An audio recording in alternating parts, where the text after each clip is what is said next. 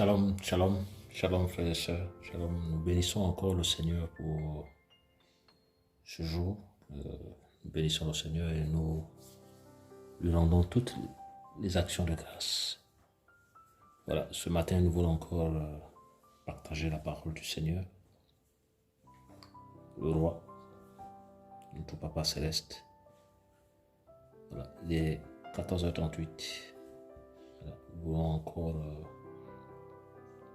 nous édifier ce soir, voilà, par la grâce du Seigneur. Père Saint, merci pour ton amour, merci pour ta fidélité. Enseigne-nous tes voies, Seigneur. Parle-nous, parce que tu es fidèle. Parce que tu es fidèle. C'est en ton nom, Seigneur, que nous avons ainsi prié. Au nom de Yeshua, notre Seigneur, notre Maître. Amen. Donc nous allons prendre nos Bibles dans le livre de Yeshaya, chapitre 6, à partir du verset 8. C'est l'histoire du prophète. Voilà. Je vais lire les Saintes Écritures. J'entendis la voix d'Adonai qui disait: Qui enverrai-je et qui marchera pour nous? Qui enverrai-je et qui marchera pour nous? Et c'est lors d'une vision que le prophète a reçue, où il a vu la gloire du Père, il a vu la gloire du Seigneur, et il a vu le Seigneur dans toute sa gloire. Voilà. Voilà. Il a vu le Seigneur dans toute sa gloire. Il a reçu cette vision-là. Voilà. Il a vu Adonai assis sur un trône haut et élevé. Et la Bible nous dit que donc les pannes de sa robe remplissaient le temple. Les pannes de sa robe remplissaient le temple. Les séraphins se tenaient au-dessus de lui. Chacun d'eux avait 6 ailes, 2 pour se couvrir les faces, 2 pour se couvrir les pieds et 2 pour voler. Dans Ésaïe 6, au verset 3, il dit: celui-là et disait: Saint, Saint, Saint, est Yahweh Tsevaot. Toute la terre est pleine de sa gloire. Les fondements des seuils furent ébranlés par la voix de celui qui criait, et la maison fut remplie de fumée, la nuée de Yahweh. Alors je dis: malheur à moi, Yeshaya qui parle. Oui, je suis perdu. Oui, je suis un homme aux lèvres impures et j'habite au milieu d'un peuple aux lèvres impures. Vous savez que lorsque vous êtes dans la présence du Seigneur, lorsque vous êtes dans la présence du Seigneur, la première chose que l'Esprit vous pousse à faire, c'est reconnaître son état fébrile, son état de péché devant un Elohim puissant et saint. Donc, et Yeshaya a vu cette gloire, tout de suite il est tombé et il s'est rendu compte que non, que c'est un homme misérable aux lèvres impures qui habite parmi un peuple impur, et c'est compliqué. C'est compliqué. Et au verset 6, il dit que: mais l'un des séraphins vola vers moi, tenant de la main un charbon ardent qu'il avait pris sur l'autel avec des pincettes. Il toucha ma bouche et dit: voici, ceci a touché tes lèvres. Ton iniquité est déterminée et la propitiation est faite pour ton péché. Verset 8, c'est ce qu'on avait lu tout à l'heure. C'est là où est notre partage grâce au Seigneur. Et j'entendis la voix d'Adonai.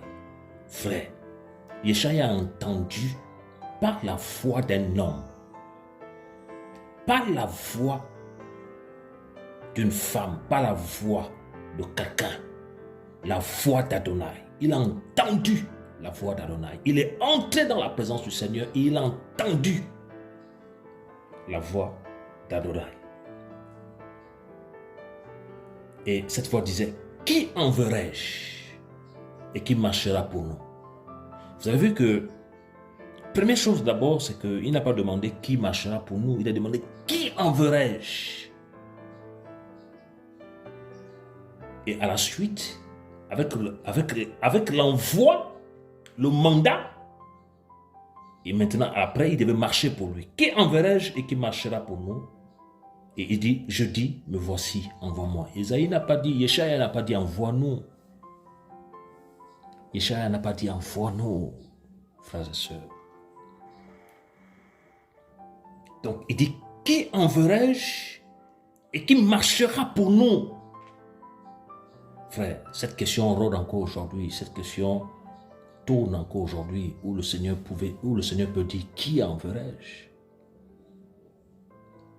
Aujourd'hui, qui enverrai-je?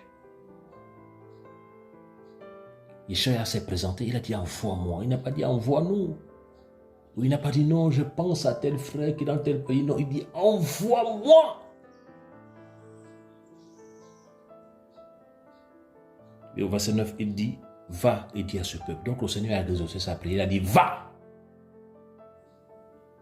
Oui. Il n'a pas dit que non, oh non, j'ai trop de manquements. Il dit, non, Seigneur, me voici, envoie-moi. C'est vrai que derrière cet appel-là aussi, il y a eu des épreuves horribles dans la vie du prophète. Un rejet pas possible, des persécutions terribles. Mais il a répondu à l'appel. Et il a répondu seul. Seul. Il a dit, me voici, envoie-moi. Il n'a pas dit, non, où sont les autres? La question qui se pose aujourd'hui, c'est que,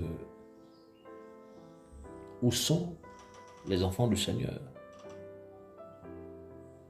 Le Seigneur cherche des hommes. Le Seigneur cherche un homme. Le Seigneur cherche une femme. Il cherche qui envoyer. Et il cherche qui marcher. Qui va marcher pour lui. Qui va marcher à la suite de ses pas. Qui va suivre ses traces. Le Seigneur cherche un homme. Mais il n'en trouve plus. Fini.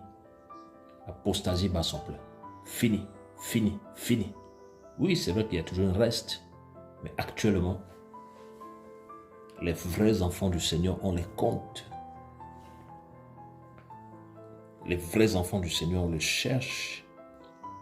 On ne parle pas de ceux qui se disent pasteurs. Non, ils n'ont jamais été appelés du Seigneur. Ceux qui se disent anciens, ils n'ont jamais été appelés du Seigneur. Non, on ne parle pas de cela. Cela, c'est les vrais. Mais on parle des vrais enfants du Seigneur qui ont reçu l'appel et qui se sont découragés à cause du monde, qui se sont découragés à cause des combats des autres chrétiens, à cause du regard des autres chrétiens, à cause du fait que, non, que beaucoup de chrétiens ne les appellent plus, les délaissent, tout ça. Non, tu ne dois pas abandonner la marche à cause de ça. Non! Tu ne peux pas abandonner la marche parce qu'on ne t'appelle plus. Tu ne peux pas abandonner la marche parce qu'on te déteste. Tu ne peux pas abandonner la marche parce que les gens non plus ne veulent pas te voir alors que tu crains le Seigneur. Non, tu dois continuer la marche. Tu dois continuer la marche. On va lire le psaume 27. J'aime bien ce psaume-là. C'est David le roi. Psaume 27 de David. Yahweh est ma lumière. C'est David, hein? Il dit Yahweh est ma lumière. Il n'a pas dit que non, qu'une église est ma lumière. Jamais. Il n'a pas dit qu'un ministère est ma lumière. Jamais. Il dit Yahweh est ma lumière. Donc ça veut dire quoi? Ça veut dire que non, que tout ministère qui présente Yahweh a la lumière. Et là, je peux t'écouter.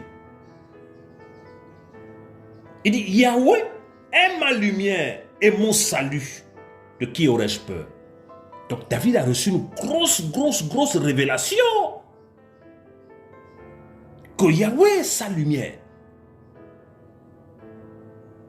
Et le Mashiach, quand il arrive, il dit, je suis la lumière du monde. Celui qui me suit ne marchera pas dans la ténèbre. Oui, frère. David dit que Yahweh est ma lumière et mon salut. Donc ton salut, ce n'est pas un homme. Ton salut, ce n'est pas une église. Ton salut, ce n'est pas un pays. C'est Yahweh qui est ton salut. Donc David pouvait dire que non, que celui qui l'éclaire, c'est Yahweh. Celui qui le conduit, c'est Yahweh. Celui qui apporte l'illumination, c'est Yahweh. Donc Yahweh est ma lumière.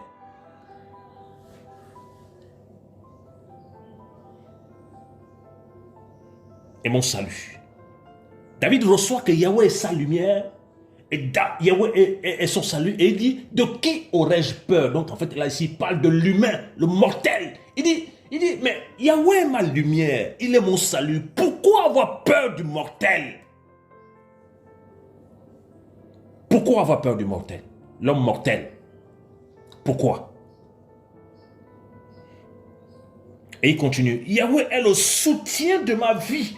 De qui aurais-je peur? Donc David a compris que le soutien de sa vie, ce n'est pas un homme.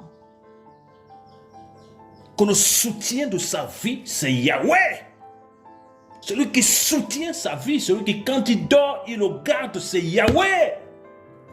Quand il est en difficulté, celui qui l'aide, c'est Yahweh. Et dans le psaume 23, il dit que Yahweh est mon berger. Alléluia. Et je ne manquerai de rien. Qui est ton berger? Qui suis-tu? Qui est ton berger? Qui est ton berger? C'est Yahweh. C'est Yahweh ton berger. C'est pas un homme, c'est Yahweh ton berger. Yahweh est mon berger. Le psaume 23. Alléluia. Psaume de David. Yahweh est mon berger. Je ne manquerai de rien. Et oui. Je ne manquerai de rien. Mais pourquoi cette génération-là, elle manque? Pourquoi cette génération-là a des manquements? Pourquoi cette génération-là est complètement dans l'apostasie totale? C'est parce que le berger, c'est plus Yahweh. Il dit, je ne manquerai de rien. Verset 2, il dit, il me fait reposer dans des pâturages. Il me fait reposer dans des pâturages d'herbes vertes. Il me dirige près des eaux de repos. Il me dirige près des eaux de repos. Verset 3. Il fait revenir mon âme. Il me conduit dans les sentiers de la justice. Pour l'amour de son nom. Verset 4. Même quand je marcherai dans la vallée de l'ombre de la mort, je ne craindrai aucun mal. Car tu es avec moi, Yahweh. Alléluia. Merci Saint-Esprit ce matin. Qui est ton berger? Il dit, Yahweh est mon berger. Et dans le psaume, dans le psaume 27, il dit que Yahweh est ma lumière. Donc David avait une relation profonde avec le Père. Voilà pourquoi il était tout le temps dans la victoire. Parce qu'à chaque fois, quand il devait aller dans une bataille, il consultait Yahweh. Et quand le Seigneur lui partait, il avait la victoire. Parce que la réussite ne dépend pas de l'endroit où tu pars. La réussite ne dépend pas de l'endroit où tu vas tout le temps. Non, la réussite, c'est Yahweh. L'élévation ne vient ni de l'Orient ni de l'Occident. C'est Yahweh qui élève. Donc tu perds ton temps quand tu cherches l'élévation auprès d'un homme. Tu perds ton temps quand tu cherches l'élévation auprès d'un mortel. Nous sommes assis dans les lieux célestes. Donc nous avons déjà la position la plus élevée. Donc ne cherche pas à être vu par les hommes. Cherche à plaire au maître. C'est lui qui te donnera le succès. Et le succès n'a rien à voir avec les choses de la terre. C'est la réussite dans la marche. La victoire vis-à-vis du mal. La victoire vis-à-vis de l'épreuve. Parce que nous sommes plus que vainqueurs par celui qui nous a appelés. Alléluia. Donc si Yahweh est ton berger, n'aie peur de rien. Si Yahweh est ta lumière, n'aie peur de rien. Il est fidèle. Il est fidèle. C'était juste pour encourager quelqu'un ce matin. Soyons fortifiés. N'ayons pas peur. Répondons à l'appel du maître. Si c'est le temps. Si c'est le temps. Répondons à l'appel du maître. Bien sûr, on parle des vrais fils. Ceux et celles qui ne travaillent pas pour diviser. Ceux et celles qui ne travaillent pas pour insulter. Ceux et celles des personnes qui les ont encadrés. Ceux et celles qui ne travaillent pas pour détruire parce que le corps est un. Mais ceux et celles qui travaillent pour que la vision continue, pour que le royaume avance, dans le secret, dans la simplicité et dans l'amour du maître. Je conseille aux frères et sœurs de complètement éviter des visions des personnes qui cherchent toujours à se faire voir. Avant d'aller travailler avec quelqu'un, il faut consulter le Seigneur. Toujours consulter le Seigneur. Parce que actuellement, beaucoup d'immatures se lèvent et font des dégâts. Font des dégâts énormes. Donc il faut prier le Seigneur. Prier le Seigneur. Et compter plus sur le Seigneur. Parce que Yahweh est notre berger. Que le nom du Seigneur soit béni. Shalom à tous.